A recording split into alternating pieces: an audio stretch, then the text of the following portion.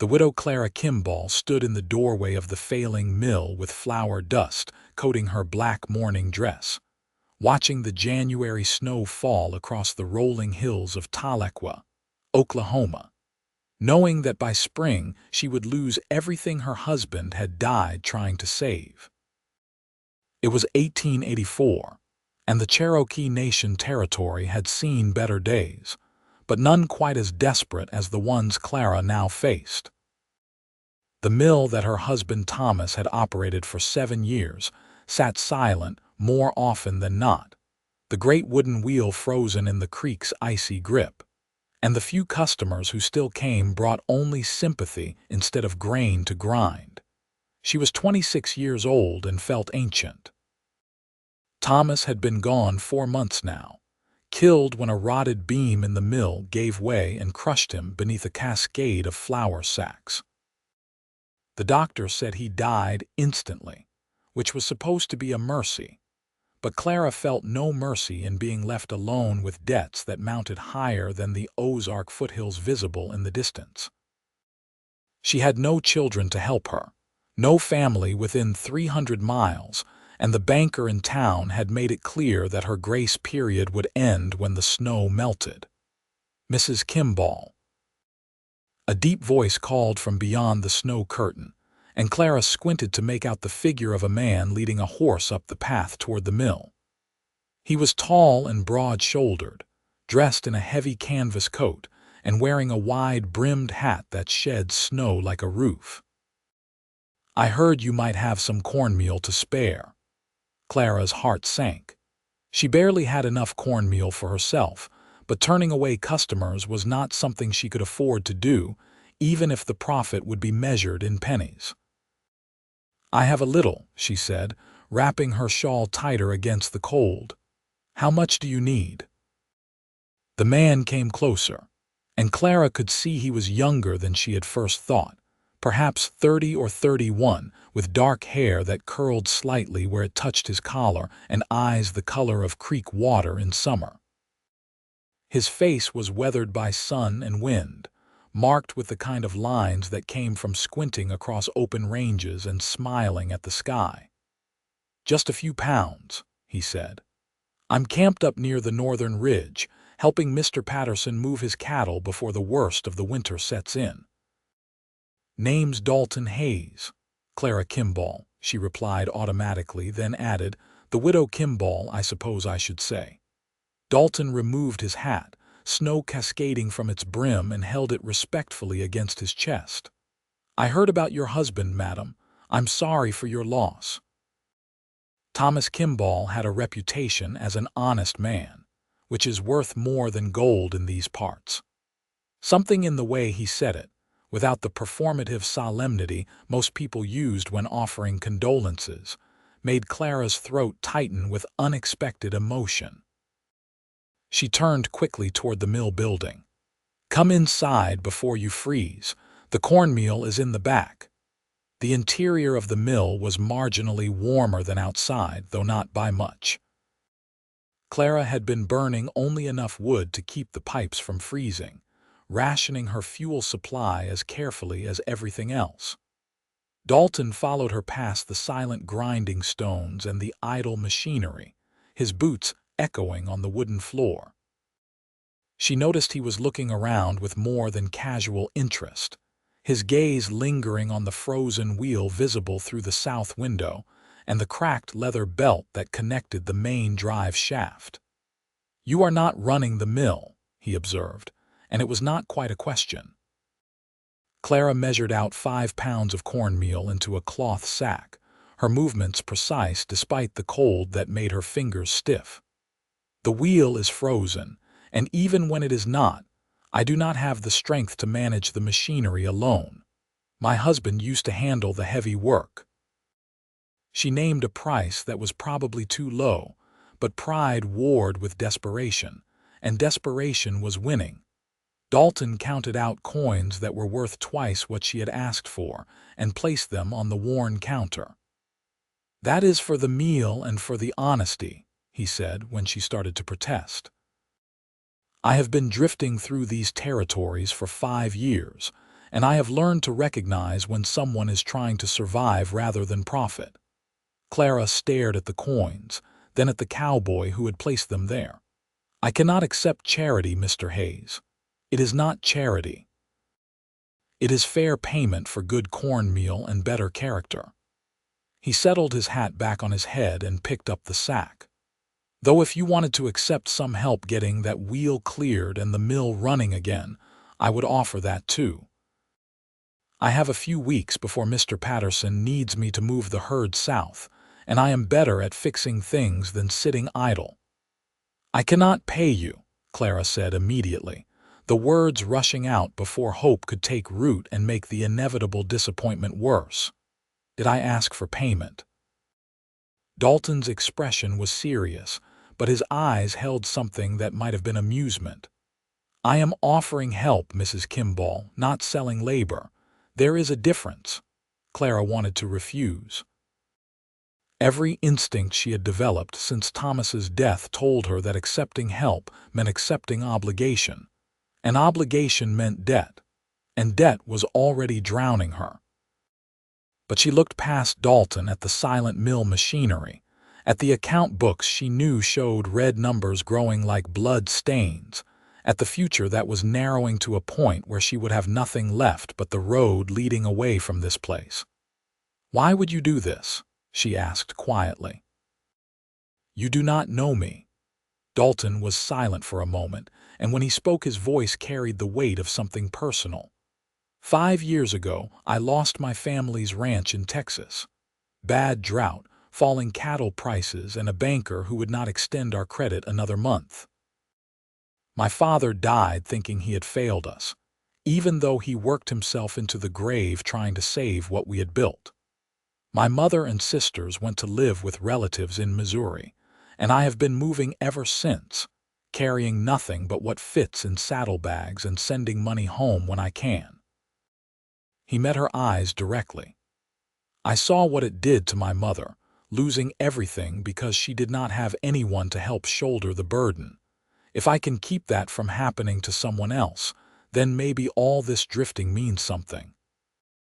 The silence that followed was broken only by the wind rattling the windows and the distant creak of ice shifting in the frozen creek.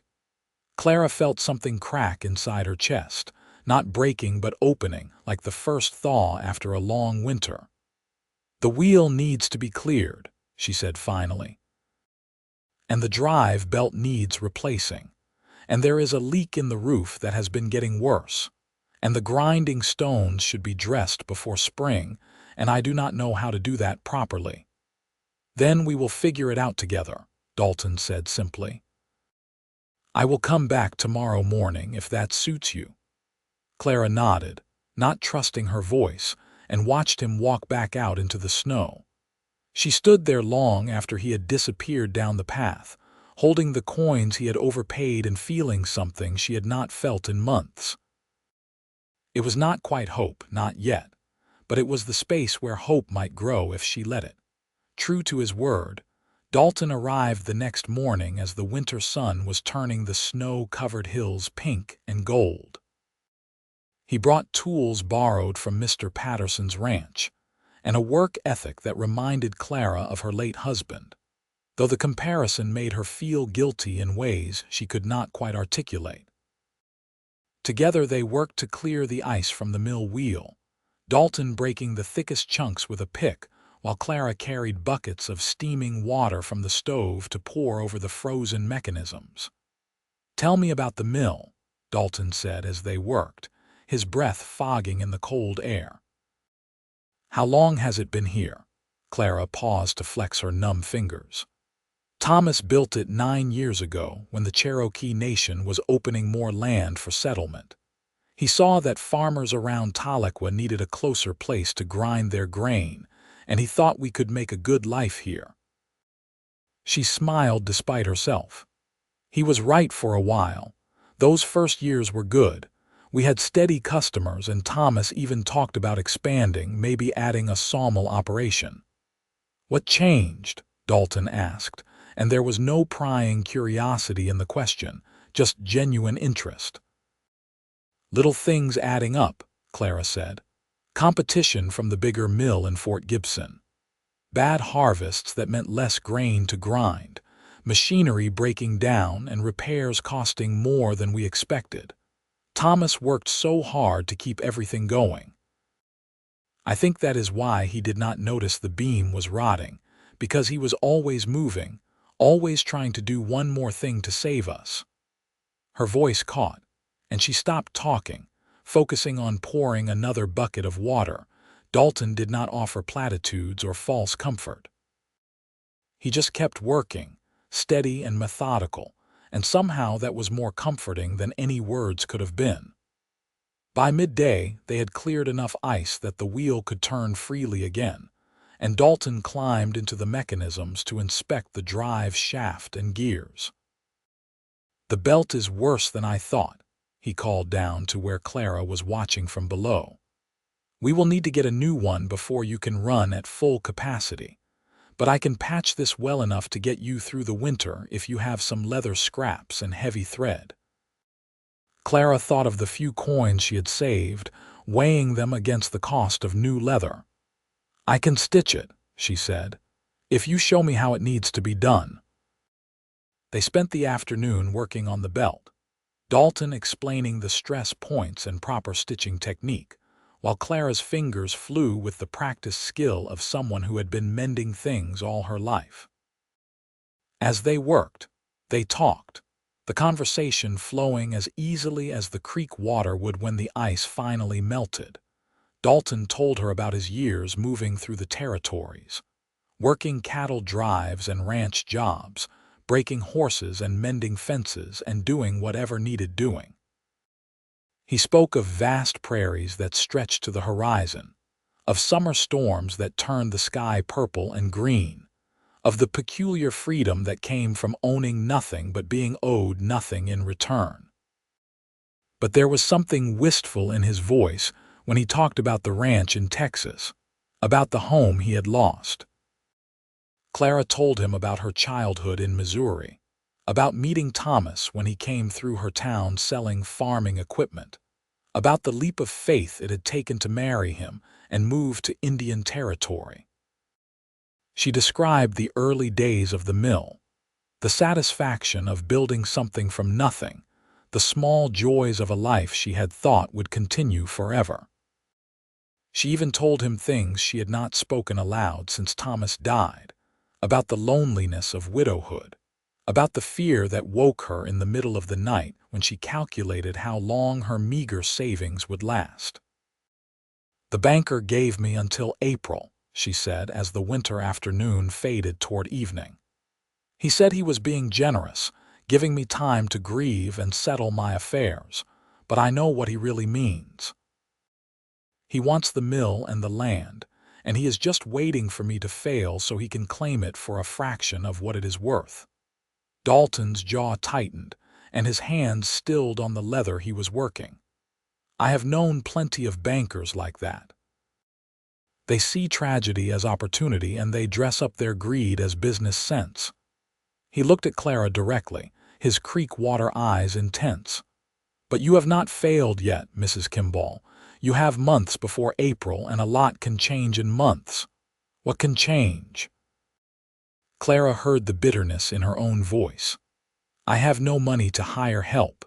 I cannot operate the mill alone, and even if I could, I have lost customers who will not come back just because the wheel turns again. I am too poor to rebuild what has been lost." "Then we will build wealth together," Dalton said, and the certainty in his voice made Clara's breath catch. "Not just fix what is broken, but build something better, something that will last." Clara wanted to laugh at the impossibility of it, at the naive optimism of a drifting cowboy who thought hard work and good intentions could overcome debt and bad luck. But she looked at his face, weathered and honest, and saw that he meant every word. He believed they could do this, and that belief was infectious. "I do not understand why you care," she said softly.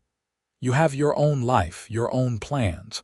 Why tie yourself to a failing mill and a widow's debts?"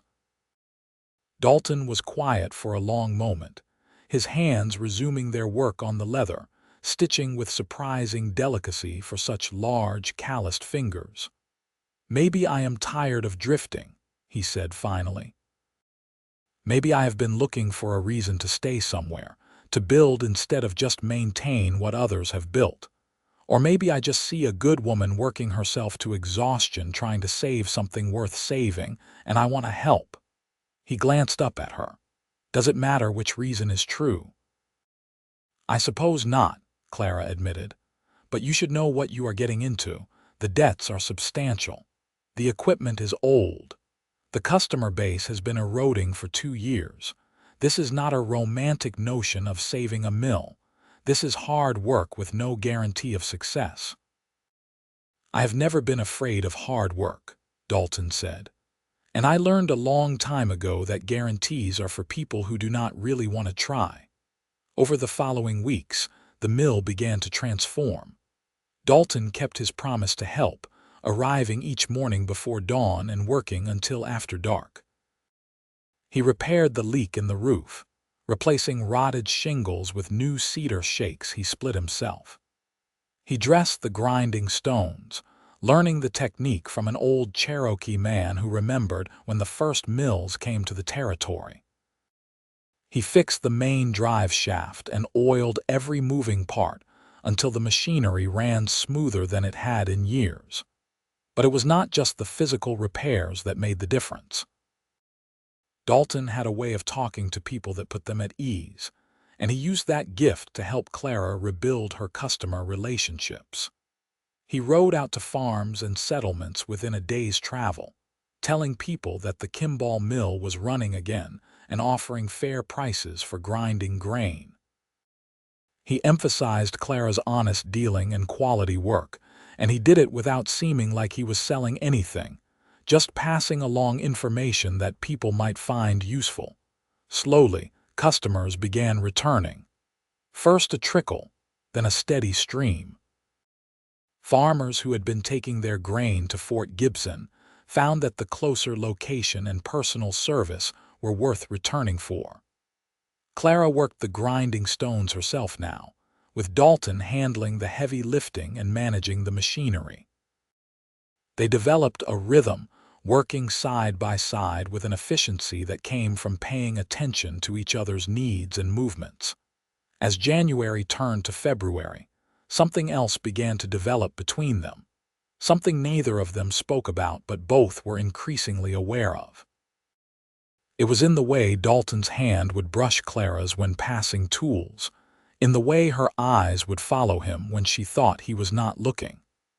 It was in the conversations that stretched long into the evening, neither wanting to end the day and part company. It was in the small considerations, the cup of coffee that appeared without asking, the fresh wood stacked by the stove, the wildflowers left on the counter with no note or explanation needed. Clara tried to resist it. She was still wearing mourning black, still carrying the weight of grief and widowhood, and it felt wrong to notice how Dalton's smile made something flutter in her chest, how his laugh could lift her spirits even on the hardest days. She told herself it was gratitude, nothing more, that anyone would feel warmth towards someone who had helped so much. But late at night, alone in the small house behind the mill, she admitted to herself that it was more than gratitude. She was falling for Dalton Hayes, for his steady strength and quiet kindness, for the way he treated her as a partner rather than a project, for the dreams he was helping her rebuild from ashes. And that terrified her, because she had already lost one man she loved, and the thought of risking her heart again felt like standing at the edge of a cliff. Dalton, for his part, was fighting his own battle. He had told himself when he first offered to help that he was doing it for the right reasons, to honor his father's memory and help someone in need. But somewhere between clearing ice from the mill wheel and watching Clara smile for the first time in months, his motivations had shifted. He found himself thinking about her at night in his cold camp, remembering the way her eyes lit up when she talked about the mill's future, the determined set of her jaw when she tackled difficult work, the vulnerability she showed in unguarded moments. He knew he had no right to these feelings. Clara was a widow, still grieving, still rebuilding her life. He was a drifter with nothing to offer but work-worn hands and dreams of stability that might never materialize. The gulf between what he felt and what he could appropriately express seemed insurmountable. But then came the day in late February when everything changed. Clara was working at the grinding stones, her hair tied back with a blue ribbon that was the first color she had worn since Thomas died. Dalton was repairing the feed chute when he heard her cry out and turned to see her stumbling backward, blood streaming from her hand where the grinding mechanism had caught her finger. He was at her side in an instant, his heart hammering with fear as he wrapped his bandana around the injury. "Let me see," he said, his voice rough with concern as he carefully unwrapped the makeshift bandage. The cut was deep but clean, slicing across the pad of her index finger.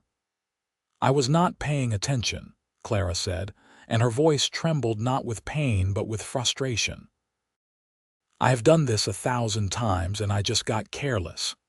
"You are working too hard," Dalton said, examining the wound and determining it needed stitching.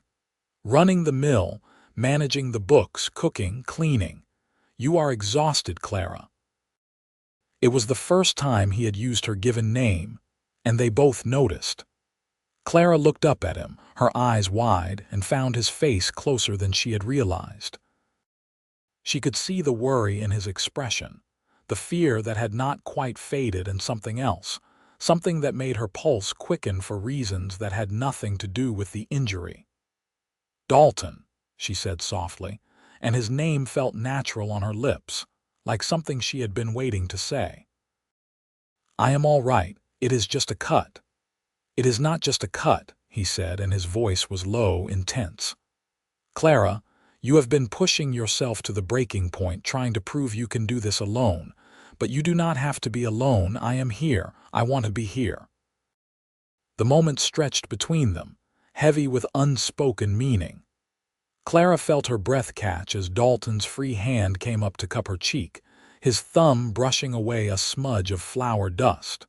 She should step back, should maintain the proper distance between widow and helpful stranger. But she did not want to. She wanted to lean into his touch, to let herself feel what had been building between them for weeks. "I am afraid," she whispered. "I lost Thomas, and losing him nearly destroyed me. If I let myself care for you, if I let this become something more and then you leave or something happens, I do not know if I could survive it." Dalton's expression softened, and he leaned his forehead against hers, gentle and reverent. "I am afraid too," he admitted. "I have been drifting for so long, avoiding attachments because I thought that was freedom. But Clara, what I feel when I am with you is something I have never felt before. It is like finding home after years of being lost. And I am terrified that you will not want me, that I have nothing good enough to offer, that I will let you down." "You have been helping me save everything I have," Clara said, tears slipping down her cheeks. "How could you think that is not enough?" "Because I do not just want to help save the mill," Dalton said, pulling back enough to look into her eyes. "I want to build a life with you. I want to wake up every morning knowing I get to work beside you. I want to make this place prosper not just for your sake but for ours together. I want to earn the right to call you mine, if you will have me." Clara's heart felt too large for her chest, swelling with emotions she had thought were buried with Thomas. But this was different from what she had felt as a young bride. This was deeper, forged in shared struggle and mutual respect, built on understanding and partnership. "I want that too," she said, her voice breaking. "I have been trying not to want it, but I do. I want you to stay. I want us to build something together." Dalton kissed her then, soft and careful, asking rather than taking. Clara kissed him back, her good hand coming up to rest against his chest where she could feel his heart beating as fast as her own. It was a first kiss and a promise, a beginning that acknowledged the past without being bound by it.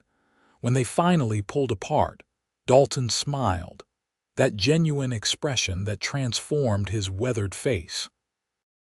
"We still need to stitch that finger," he said, practical even in the midst of emotional upheaval.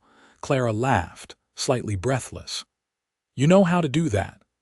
I have stitched up cattle, horses, and more than one cowboy who got on the wrong side of a barbed wire fence," Dalton said. "I figure the principle is the same, just with more care." He was as gentle as his word, stitching the wound with steady hands while Clara tried not to wince. They talked through it, making plans that felt less like distant possibilities and more like inevitable reality. Dalton would finish his obligation to Mr. Patterson, moving the cattle south before the worst of winter ended, but then he would return permanently. They would work the mill together through spring and summer, rebuilding the customer base and paying down the debts. They would face the banker as a united front, showing that the mill was profitable and worth preserving. "We should marry," Dalton said as he tied off the final stitch, his tone matter-of-fact but his eyes showing the vulnerability beneath.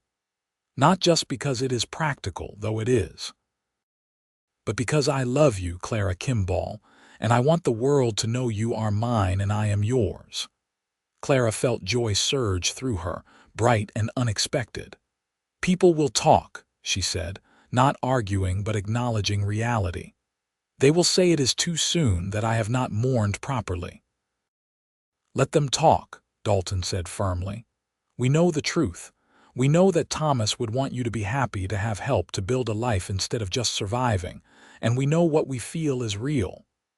"Then yes," Clara said, smiling through fresh tears. "Yes, I will marry you, Dalton Hayes. I will build a life with you, and we will make this mill prosper, and we will prove that together we are stronger than any debt or doubt."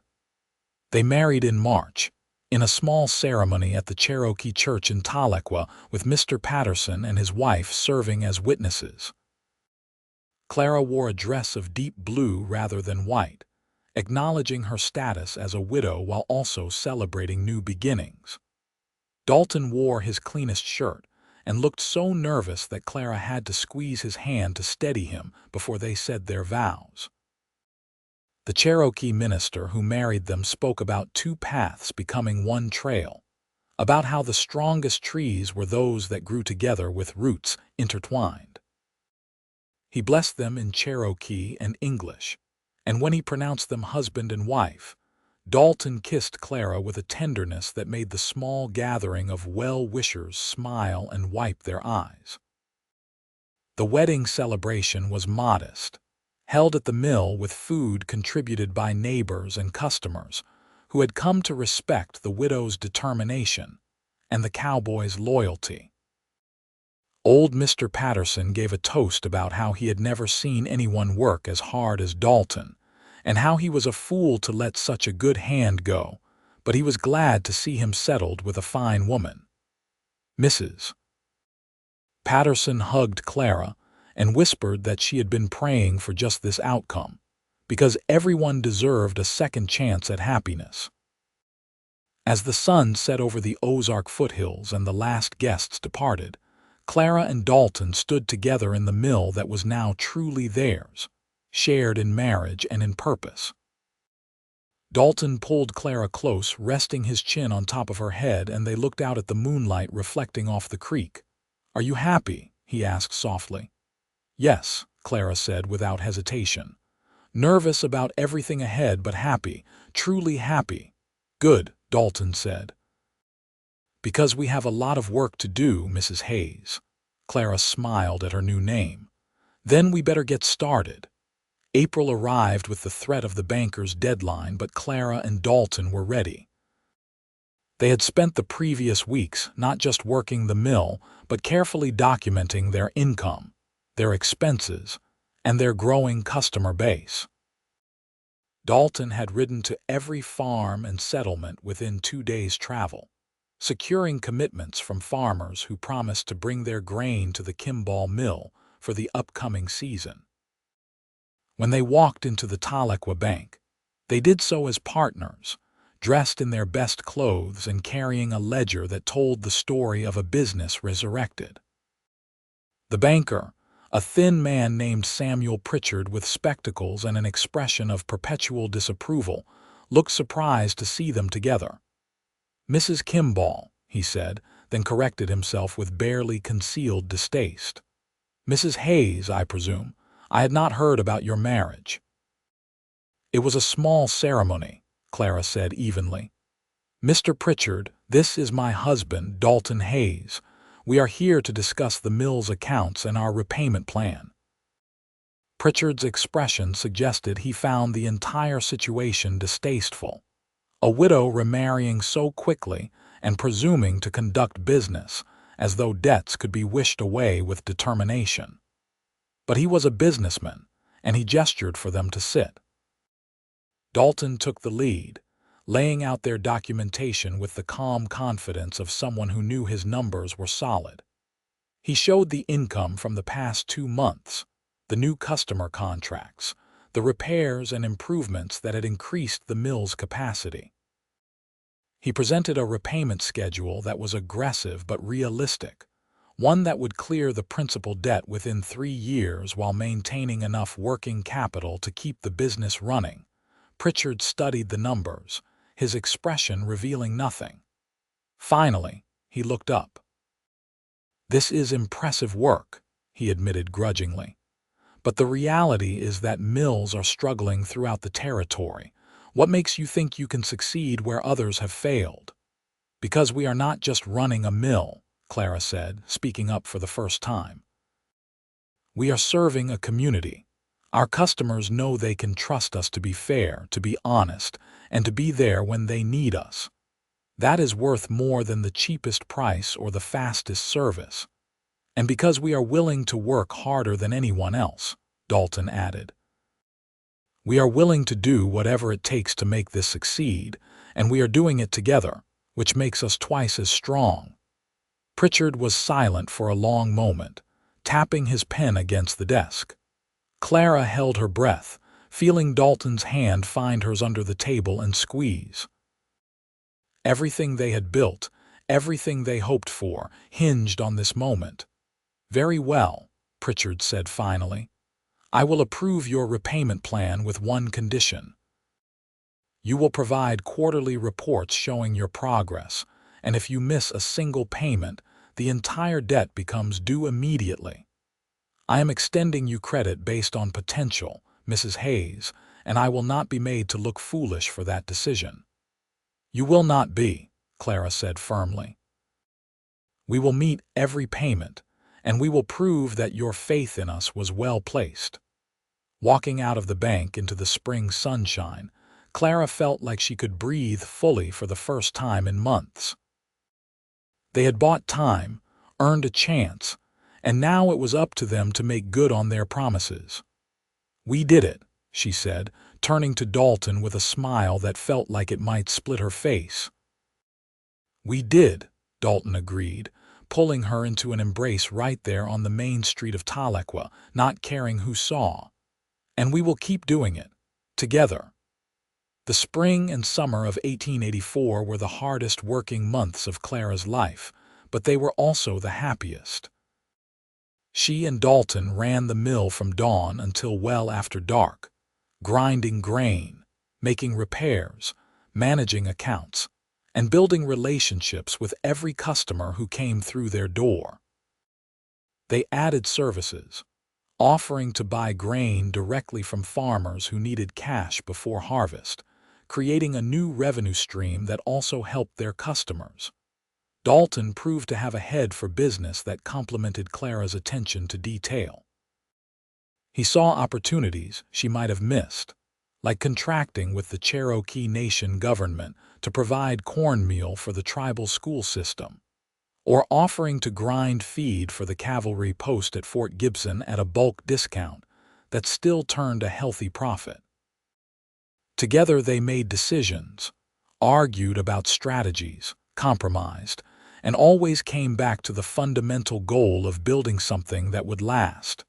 They also built a marriage, learning each other in ways both practical and intimate.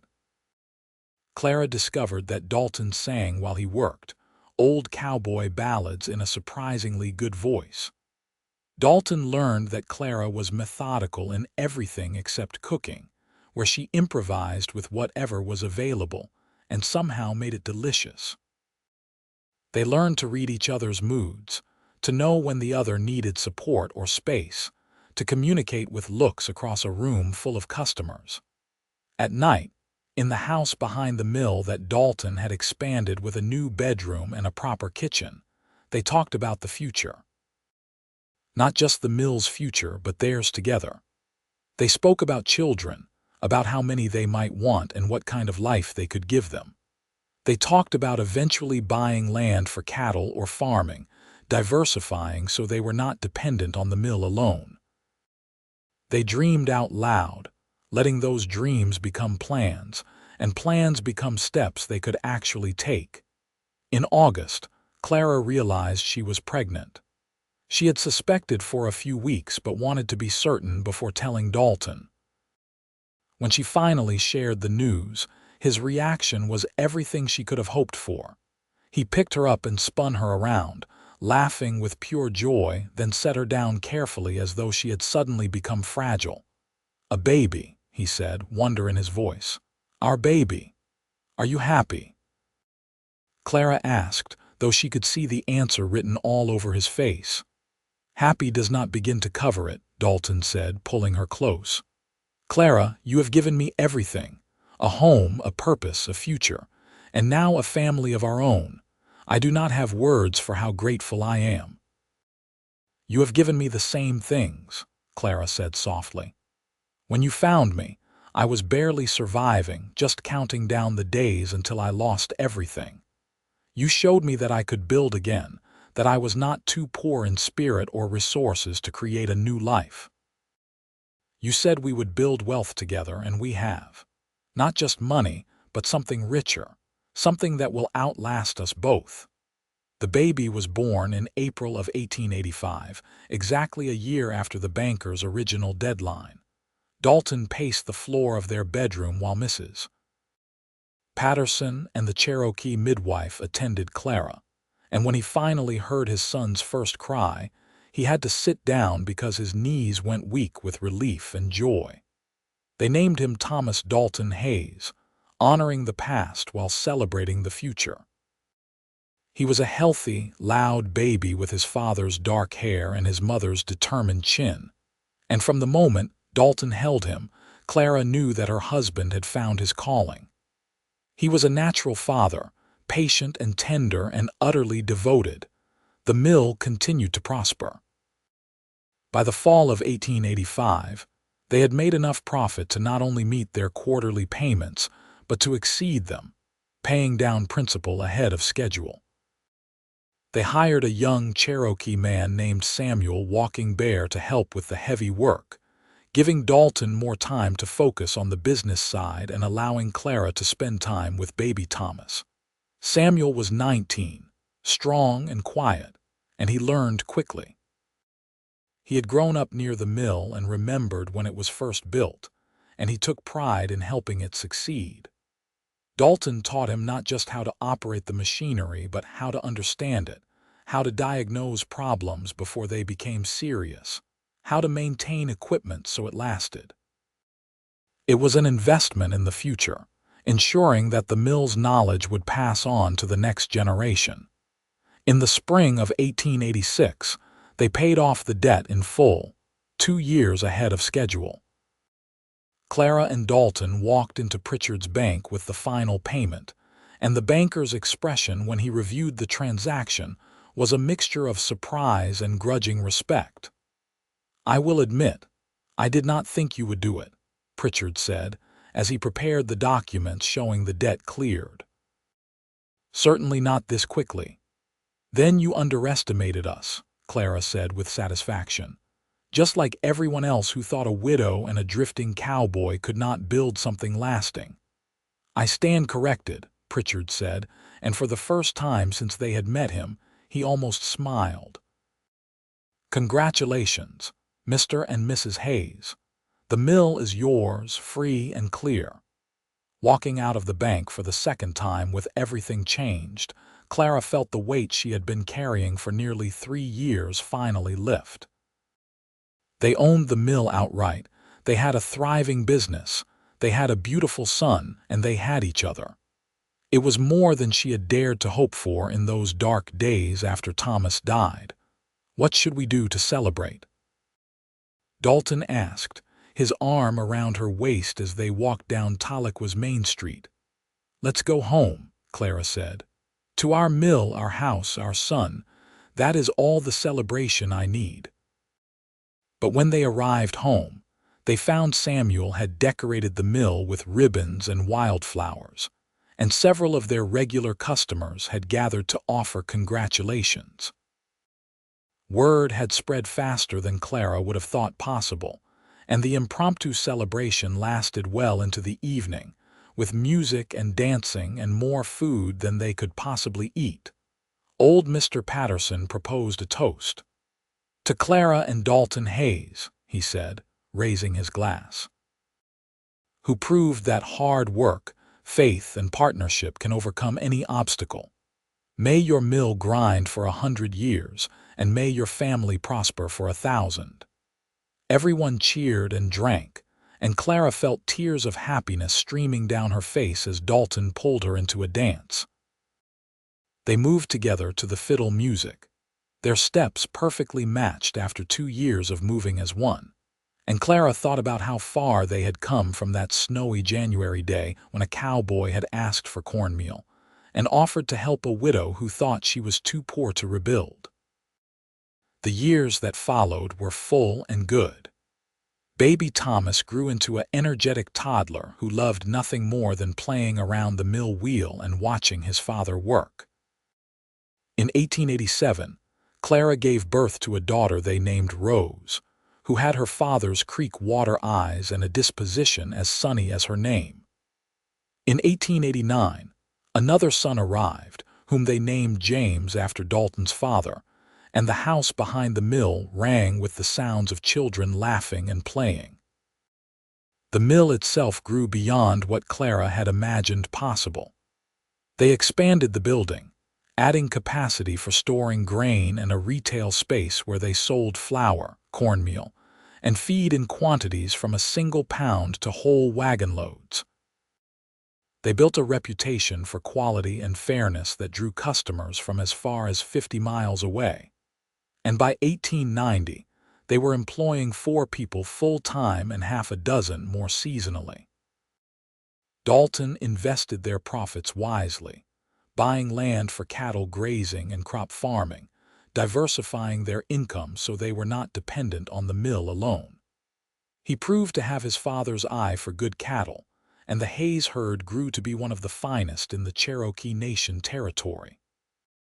But he never stopped working at the mill, never treated it as secondary to the ranching. It was where his life with Clara had truly begun, and he honored that by giving it his best effort every single day. Clara managed the books and the customer relationships, her organizational skills and warm manner making people feel valued and understood. She also became known as someone who would help neighbors in need, extending credit when times were hard, offering advice to widows facing similar struggles to what she had overcome. She never forgot how close she had come to losing everything, and she paid that forward by helping others find their footing. Samuel Walking Bear became more than an employee. He became a trusted friend and eventually a partner in the business, his skills and knowledge making him invaluable. When he married a Cherokee woman named Mary in 1891, Dalton and Clara gave them a piece of land adjacent to the mill property and helped them build a house. It was the kind of generosity that came from abundance, not just of wealth but of gratitude for how far they had come. On a warm evening in May of 1895, Clara and Dalton sat on the porch of their home, watching the sun set over the hills while their children played in the yard. Thomas was 10 now, responsible and hardworking, already learning the mill business. Rose was 8, smart and curious, always asking questions about how things worked. James was 6, adventurous and bold with a talent for getting into harmless trouble that kept them all laughing. You ever think about how different things could have been? Clara asked, leaning against Dalton's shoulder. If you had not stopped at the mill that day. Every day, Dalton admitted. I think about what I would have missed. This life, these children, it terrifies me sometimes how easily I could have ridden past without stopping. But you did not, Clara said softly. You stopped and you helped and you stayed. You took a widow who thought she was too poor to survive and showed her that together we could build an empire. Dalton laughed. I would not call it an empire exactly. I would, Clara said firmly. Maybe not in money, though we have done well enough, but in what really matters. We have built a family that will last generations. We have built a business that serves our community and provides good work for good people. We have built a home filled with love and laughter. That is an empire, Dalton. That is wealth beyond measure. Dalton pulled her closer, kissing the top of her head. Then I am the richest man in the Cherokee Nation, he said. And I owe it all to a snowy day, a mill that needed help, and a remarkable woman who was brave enough to let me stay. We were both brave, Clara said. You were brave to offer help to a stranger. I was brave to accept it. And we were both brave to let ourselves love again, to risk everything for the possibility of this. They sat in comfortable silence, watching their children play as the sky turned from blue to gold to purple. Young Thomas was teaching Rose how to skip stones in the creek, while James was building something elaborate with sticks and declaring it a castle. The mill wheel turned steadily in the background, the sound that had become the rhythm of their lives. Tell me about tomorrow, Dalton said. A game they had played since the early days of their marriage, planning the future one day at a time. Tomorrow we will grind grain for the Peterson family, Clara said. And Samuel wants to talk about expanding the feed business, and Rose has questions about her arithmetic lessons that I promised to help with, and you need to check on the cattle in the north pasture. A good day, Dalton said. Every day is good, Clara replied. Because we built this together, and we will keep building it together for as long as we both draw breath. As the stars began appearing in the darkening sky, they called their children inside for supper. The family gathered around the table that Dalton had built with his own hands, sharing food and stories and laughter. This was the wealth they had built together, the treasure that could not be measured in coins or deeds. This was what happened when a cowboy said, "We will build together," and a widow found the courage to believe him. In the years that followed, the Hayes family continued to prosper and grow. When Oklahoma Territory became a state in 1907, the Kimball Mill was listed as one of the oldest continuously operating businesses in the region. Thomas Hayes took over daily operations in 1905, having learned the business from the ground up, and he ran it with the same combination of his mother's careful planning and his father's innovative thinking. Rose became a teacher, bringing education to children throughout the region, but she never moved far from the mill that had been her childhood playground. James went west to try ranching in Montana, but he returned after 5 years, declaring that nothing could compare to home, and he partnered with his brother to expand the Hayes ranching operations. Clara and Dalton grew old together, their love deepening with each passing year. They became the kind of couple people pointed to as an example of what marriage could be, partners in every sense of the word, still finding joy in each other's company after decades together. They became grandparents many times over, and the mill yard was often filled with children learning to skip stones in the creek and play in the shadow of the great wheel that had brought their grandparents together. On a spring morning in 1920, 36 years after that snowy day when a cowboy asked for cornmeal, Dalton and Clara walked down to the creek together, as they had done thousands of times before. They were both in their 60s now, their hair gray and their movements slower, but their hands still found each other automatically, fingers intertwining with long practice. "You remember when you told me we would build wealth together?" Clara asked, watching the water flow past in its eternal motion. "I remember every moment of that day," Dalton said. "I remember thinking you were the bravest person I had ever met, trying to save that mill all alone. I remember knowing I wanted to help, and not understanding yet that helping you was really about saving myself." "We saved each other," Clara said. "I gave you a home and a purpose. You gave me hope and partnership, and together we built something that will outlast us both." "The mill is still grinding," Dalton said with satisfaction. "The mill is just stones and wood," Clara replied, looking at her husband with eyes that still saw the younger man who had walked out of the snow all those years ago. "What we really built was a family, a legacy of love and hard work. That is what will last forever." They stood there together as the sun rose higher, warming the spring air and promising another beautiful day. Behind them, the mill wheel turned with its steady rhythm, and in the distance they could hear their grandchildren playing and their children discussing the day's work.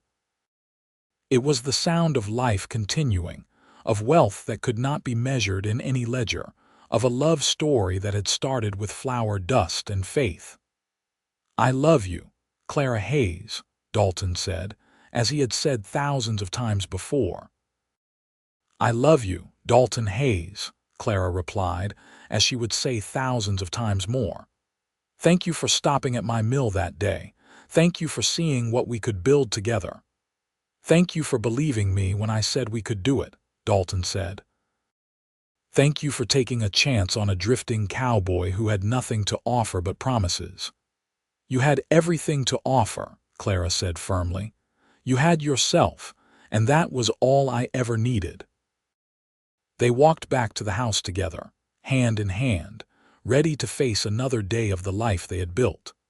The miller's widow, who had once said she was too poor to survive, had become the matriarch of a thriving family empire. The cowboy who had offered to help had found his home and his purpose. And together, they had proven that wealth was not just what you owned but what you built, not just in property but in love, not just for yourself but for generations yet to come. The mill continued grinding, the creek continued flowing, and the love story that had begun in poverty and hope continued blessing everyone it touched. It was a legacy that would last not just decades but centuries. Proof that sometimes the greatest wealth is built not from what you have but from who you choose to build it with. And that the truest poverty is not lack of money, but lack of faith in what two people can accomplish together.